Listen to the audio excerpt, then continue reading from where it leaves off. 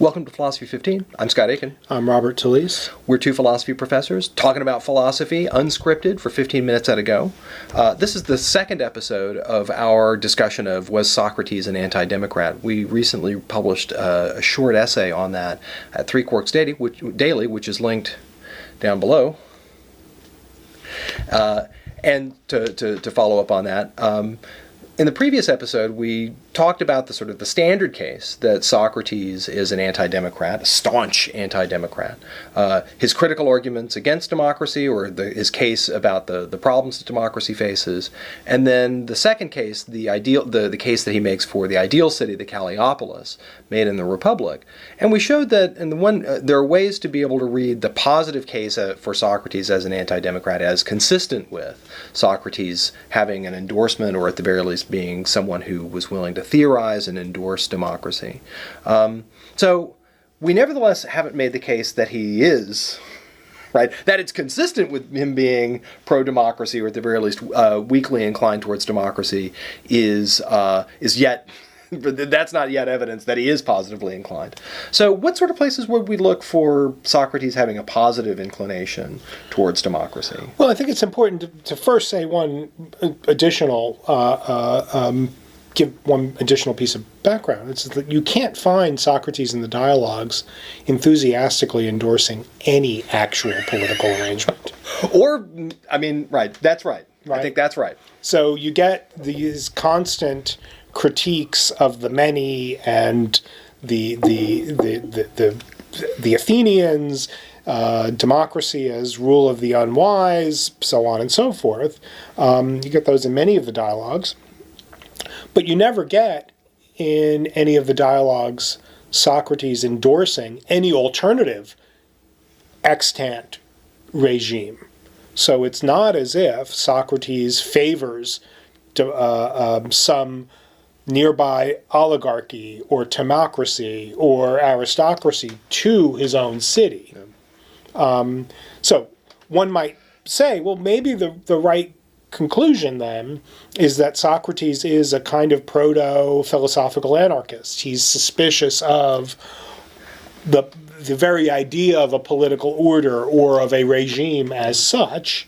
And that's why you get this hard criticism of democracy, this idealized blueprint for a perfect society, but no actual comparative judgment that favors some other existing regime to his own democratic society, right? Right. And there is a kind of philosophical issue lurking about whether one's support for a political regime, a course of action, a theory of justification, whatever, whether your support for some given proposal depends upon the contrast with actually available alternatives versus available alternatives plus some unavailable, merely abstract possibilities taken as alternatives. And there is a temptation to read the apology along those lines, right? Because Socrates will say things like, "Look, one of the reasons why I never lived a public life is that it's nigh impossible to stand up for justice and actually survive." Right? Where he says things like, "Look, I'm not going to follow the rules of the state, whatever you say, right? I'll follow the rules of the god," right? So there is an anarchist or a quasi non-statist reading of Socrates along those lines. Right. That it looks like the only way that we would be able to get it is get what Socrates is looking for, is to have that perfect state.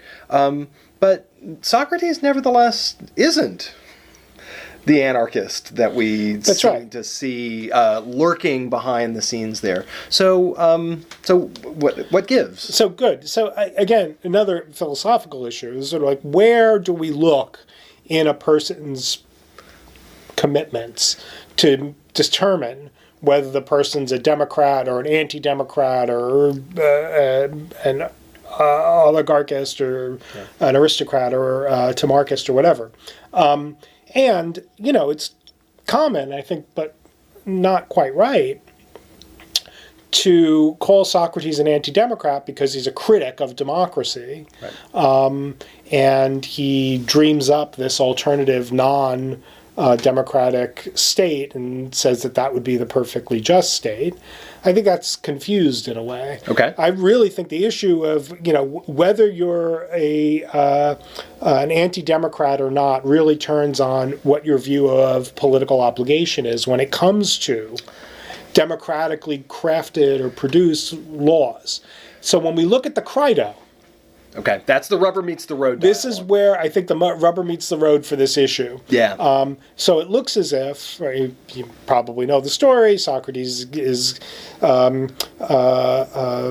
convicted, he is then sentenced to death, he's waiting in his cell, his friend Crito comes by one morning and says that he had made all these arrangements for Socrates to escape Thessaly, and the dialogue is an argument about the duty to obey the law.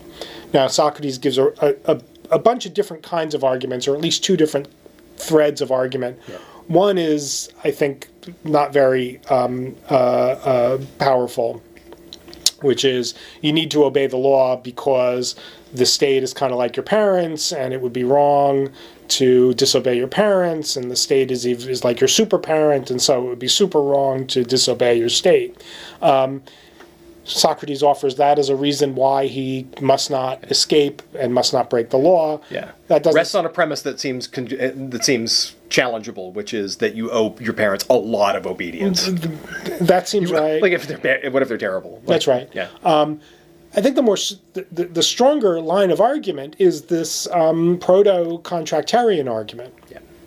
Socrates says he will not escape because he owes obedience to the law.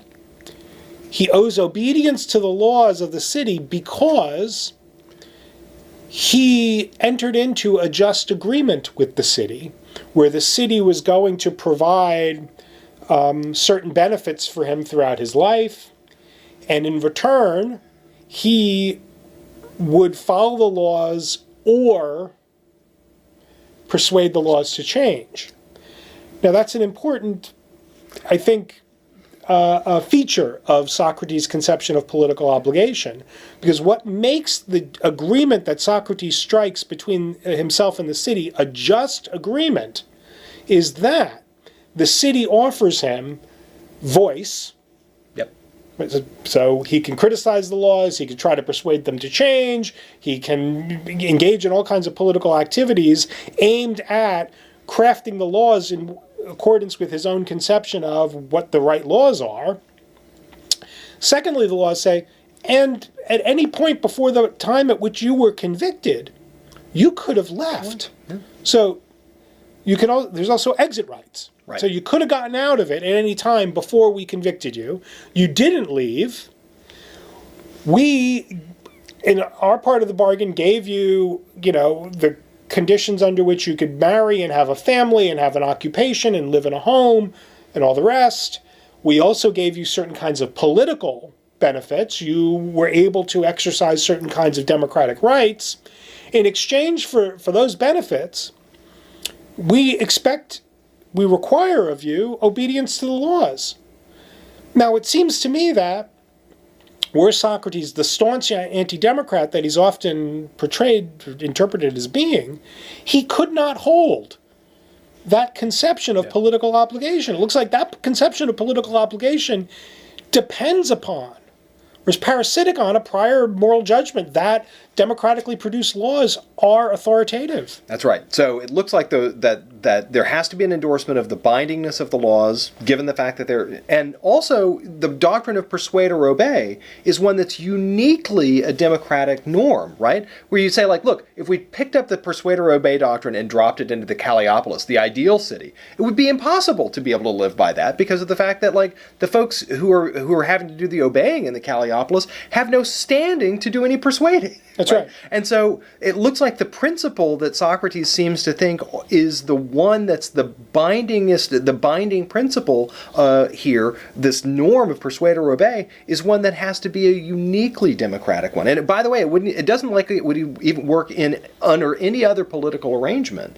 That would be one was like, look, I didn't get the opportunity to persuade. There's nobody who would listen. There was no assembly. There was no person who'd let me talk. So it looks like those requirements, the ones that look like they are uniquely democratic kinds of conditions, are the ones that actually make it so that you're bound by the products of, or the state's policies, the products of the state's deliberations. Right. So it looks then that, this very strict conception of the duty to obey the law is parasitic on the idea that the agreement between the state and the citizen is a just agreement. The justness of the agreement is bound up with this persuade and the voice and exit options that the state has afforded to Socrates. That looks like a straightforwardly democratic conception of the authority of democratically produced laws. And in fact, it looks like it might even be more staunchly democratic than most going conceptions of the duty to obey the law, because most going conceptions of the duty to obey the law recognize the category of civil disobedience, right? Right. Now, that's the other question, is whether or not this is the more demanding version of that, right? So, there are interpretations of, is there a way to interpret the Crito where you could say, like, look, there are some instances of civil disobedience that are more strategies of persuasion? So that's a sort of a reinterpretive question as to what the status of certain civil disobedience ultimately is. Right. Good. So, right. One might think publicly, overtly disobeying the law for the sake of making a public spectacle and a public critique is one way to the punishments. Yeah, right. Good. Make them punish you for this That's law. Right. That's one way of exercising the persuade option in the persuade or obey. That's right. Not clear whether that may be a little bit too much fancy footwork. Right. So not clear maybe whether too cute for our own boots there. Maybe not. Okay. Certainly it looks as if on that interpretation that there's civil disobedience permitted in the Socratic conception of the duty to obey the law. It certainly wouldn't. It doesn't look like escaping to another city would count as persuading. That's not persuasion. That's just disobedience. That's right. Yeah. But anyway, so it's just at the very, whatever we want to say about the civil disobedience issue, it's a pretty strict conception of the duty to, the obligation to obey the law. That's right. That looks like it's rooted in the norms of democratic lawmaking. So at the very least, then, the strict interpretation according to which Socrates is a staunch anti-democrat can't be right. And let's just review the sort of 3 points that we made why. Firstly, being a critic of one's democracy is not sufficient for being an anti-democrat. In fact, you might think, as Scott and I do, being a critic of existing democratic practice is an obligation of democratic citizenship. That's good democratic citizenship. That's not anti-democracy. That's what it is to be a good Democrat, is to be a critic of what the citizenry is like. Is good democratic citizenship. That's right. So, number one.